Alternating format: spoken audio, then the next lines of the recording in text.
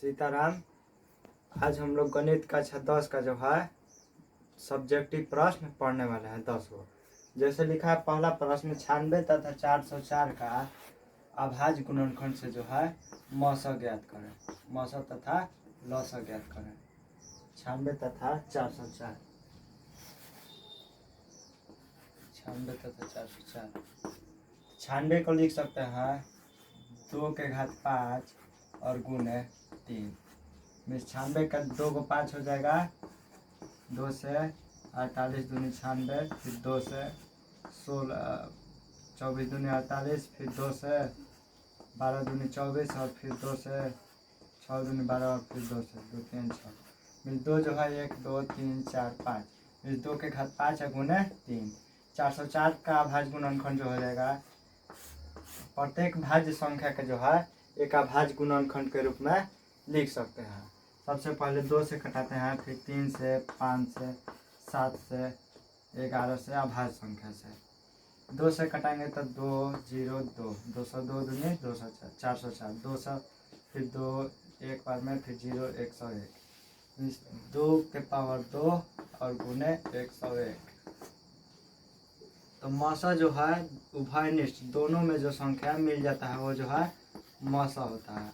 तो 2 के घात 2 और 2 5 को है और यहाँ पर 2 2 को है, तो 2 को 2 मिल गया, दोनों में गुण है 3 101 ना मिलेगा। तो 2 के पावर 2 करने मतलब 2 गुणे 2 2 दूनी 4। लौसा ज्ञात करना है, तो मौसा ज्ञात हो गया। लौसा बराबर सूत्र से बना देते हैं, लौसा बराबर पहली संख्या गुना दूसरी संख्या बाटा में मौसा। मौसा पहली संख्या जो है 96 है, दूसरी संख्या 404 है और मौसा जो है 4 है। 4 से कटा देंगे 404 को, एक बार में 1 0 4। 96 का पहाड़ा जो है 101 बार, 101 ले गुना कर देंगे 96 में, तो 101 गुने 96 6 0 6 फिर 1 9 9 0 9 में 6 9 6 9 96 96 96 96। आगे जो है इसी के आधारित जो है एक प्रश्न और लिख लेते हैं। 26 तथा 91 का मौसा तथा लौसा ज्ञात करें।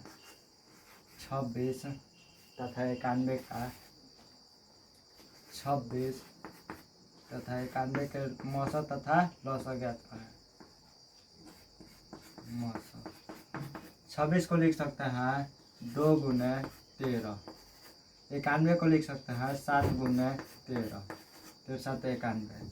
दोनों में जो है संख्या 13 मिल गया, तो मौसा बराबर हो जाएगा 13 और लौसा बराबर सूत्र हो जाएगा पहली संख्या गुना दूसरी संख्या। 26 गुने 91 बाटा में मौसा 13 13 7 91। 26 के पास 7 पर पढ़ देंगे, 26 7 82 182।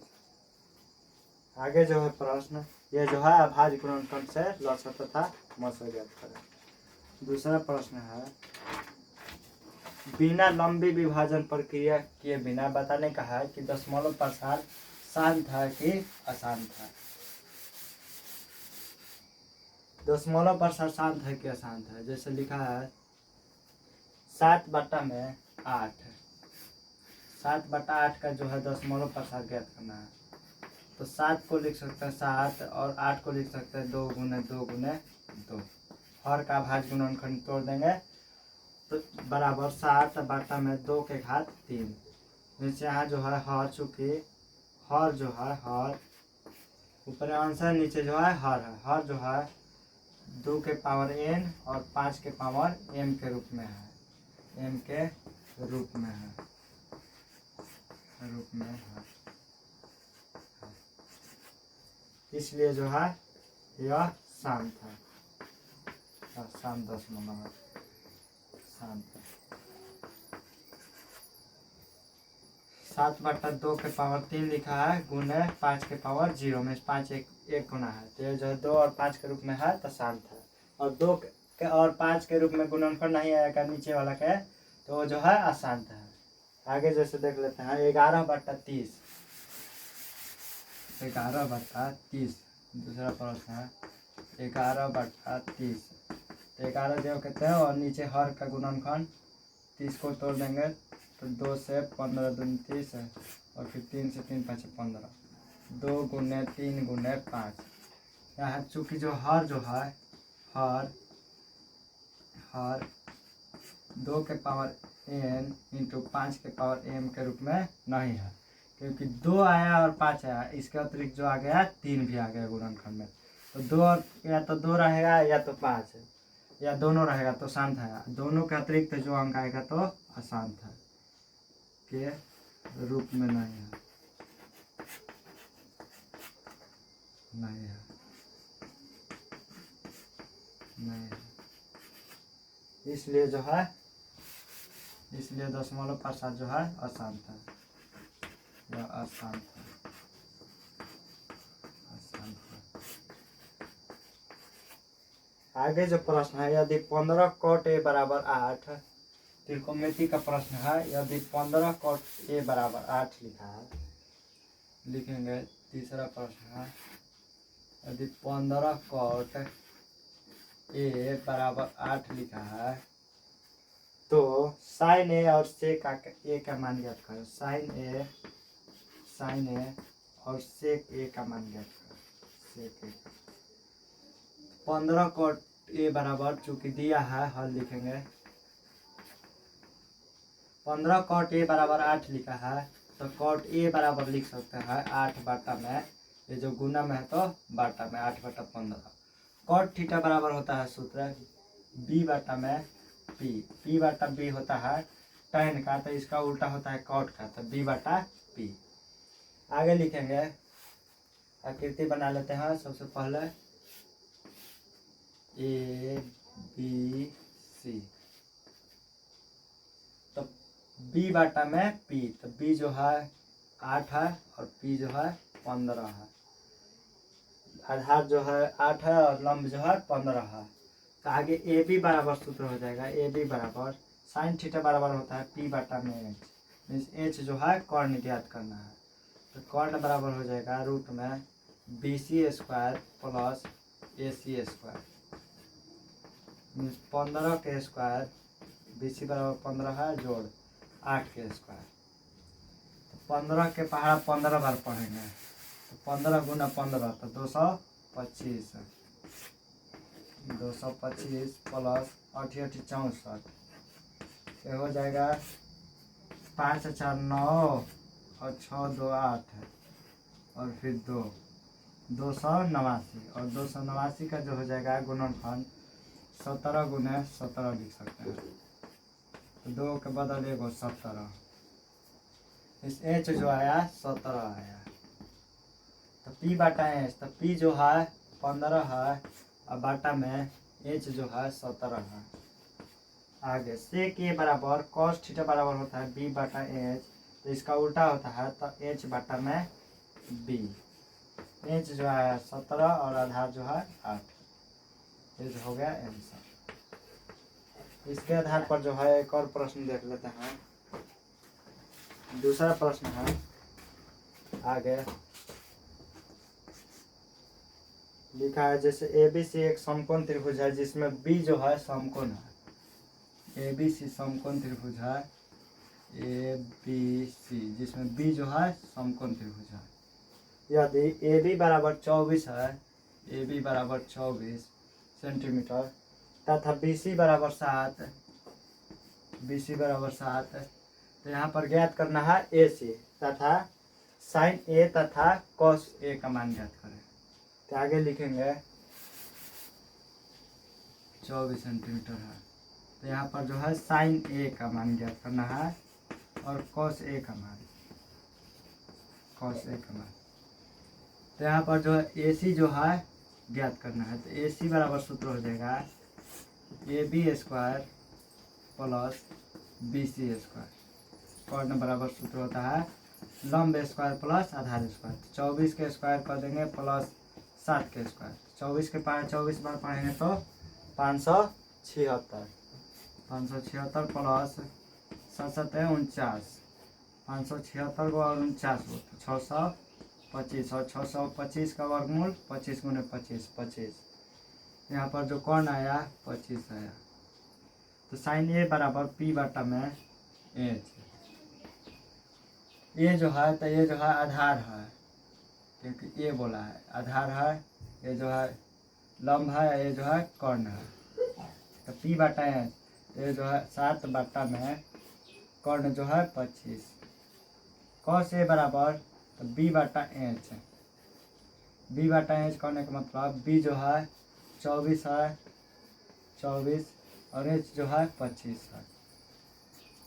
आगे देख लेते हैं साइन सी तथा कॉस सी का मान ज्ञात करें। इसमें ही दो गो क्वेश्चन है, एगो है साइन ए का मान ज्ञात करें और एक है कॉस ए का मान ज्ञात करें। दूसरा है साइन सी का मान ज्ञात करें और कॉस सी का मान ज्ञात करें। साइन सी बराबर हो जाएगा पी बटा एच, तो सूत्र है, और यहाँ पर जो है सी, तो ये जो हो गया आधार हो गया। सबसे पहले जो है ए बी सी, ए को दर्शाएगा ए को, तो ये जो हो जाएगा आधार, ये हो जाएगा लंब और ये हो जाएगा कर्ण। कर्ण जो कितने रहेगा जस्ट तस। आगे जो है यदि सी को दर्शाएगा, सी को कि साइन सी ज्ञात करें, ये हो जाएगा आधार जो कहते हैं नीचे वाला आधार, ये जो हो जाएगा लंब और ये कर्ण जो कहते हैं। भुजा जब भी दर्शाएगा तो ये हो जाएगा आधार, ये दर्शाएगा तो आधार हो जाएगा, ये हो जाएगा लंब, ये हो जाएगा कर्ण। यदि सी को दर्शाएगा तो ये हो जाएगा आधार, ये हो जाएगा लंब, ये हो जाएगा कर्ण। तो आगे जो है साइन सी बराबर पी बटा एच, तो पी जो है 24 अब बाटा में एच जो है 25। कॉस सी बराबर, तो कॉस जो है सी बराबर बी बटा एच, तो 7 बटा में 25। आगे जो है दूसरा प्रश्न, 2 tan स्क्वायर 45 जोड़ कॉस स्क्वायर 30 घटाओ साइन स्क्वायर 60 का मान ज्ञात करें। तो 0 से जो है 90 तक दशमलव में दिया रहता है एक सारणी के रूप में। 2 tan स्क्वायर लिखा है 45, 2 tan square 45 plus cos square 30, cos square 30 घटाओ साइन स्क्वायर 60, साइन स्क्वायर 60। तो 2 tan के मान tan 45 डिग्री के मान होता है 1, तो 1 के स्क्वायर कर देंगे tan स्क्वायर। तो 2 tan 45 के मान होता है 1, 1 के स्क्वायर कर देंगे प्लस cos स्क्वायर 30, तो cos 30 डिग्री के मान होता है √3 बटा में 2। साइन 60 के जितना मान होता है उतना cos 30 के मान होता है, तो √3 के स्क्वायर माइनस साइन 60 डिग्री बराबर होता है √3 बटा 2, √3 बटा 2 द होल स्क्वायर। आगे 2 जोड़ 1 के स्क्वायर करेंगे तो 2 में 1 ले तो 2 है, और √3 के स्क्वायर करेंगे तो रूट हट जाएगा और 3 जो कहते हैं, और नीचे के स्क्वायर करेंगे तो 2 दूनी 4 माइनस 3 बटा में 4 कट गया 2। आगे जो है दूसरा इसके आधार पर एक प्रश्न है sine 60 into cos 30, sine 60 into cos 30 जोड़ sine 30 into cos 60, sine 30 into cos 60, cos 60। Sine 60 के मान होता है √3 बटा 2 इंटू है तो गुना, कॉस 30 का मान होता है √3 बटा 2 प्लस साइन 30 डिग्री का मान होता है 1 बटा 2 और कॉस 60 डिग्री का मान होता है 1 बटा 2। √3 में √3 ले गुना करेंगे तो √9 और 9 का वर्गमूल 3, तो 3 बटा में 2 दूनी 4 प्लस 1 में 1 ले गुना करेंगे 1, नीचे 2 में 2 ले गुना करेंगे 4, 3 बटा 4 और 1 बटा 4, तो 4 बटा 4 कट के 1।